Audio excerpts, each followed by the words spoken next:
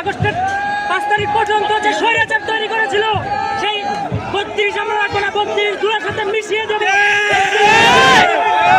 আপনাকে তাহাজ্জুদ পড়বে, তাহাজ্জুদ পড়া আমরা ছুটাইয়া দিব।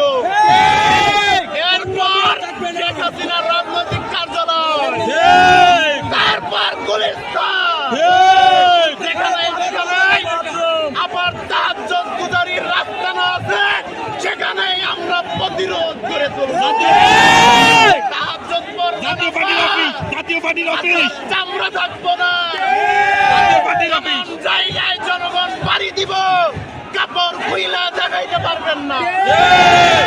মনে গেছে, ভুইলা গেছেন, বাঁশের লাঠির বাড়ির চুটে দেশ ছাইরা পালাইছেন। আবার স্বপ্ন দেখেন বাংলাদেশে আইসা তাহাজ্জুদ করবেন, তাহাজ্জুদ আপনার ছুটায় দিবে।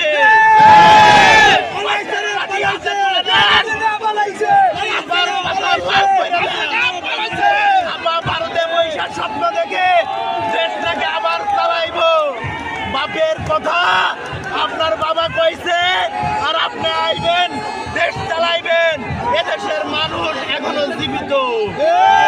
আজকে দেখছেন পিছনে প্রত্যেকটা সেনা সদস্য, প্রত্যেকটার অন্তরে 24-এর গণহত্যার যে আগুন, সেই আগুন দাউ দাউ করে জ্বলতাছে। ভারতে বৈশাখ স্বপ্ন দেখলে হইব না। আসেন আসেন, আপনার পাতা লাল করে দিব।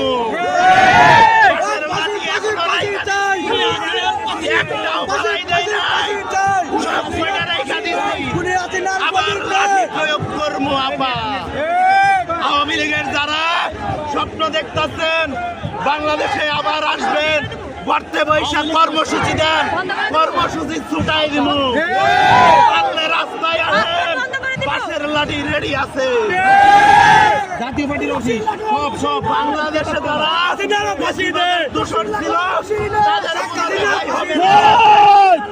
জাতীয় পার্টি হোক আর কামলা পার্টি হোক, পার্টির রেহাই হবে না।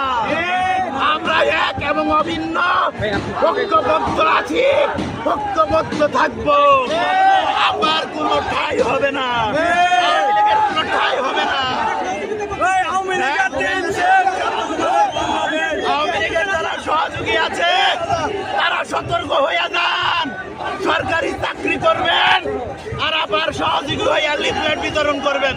সেই লিফলেট জনগণ পুরাইয়া জায়গা মতো দিয়া দিব।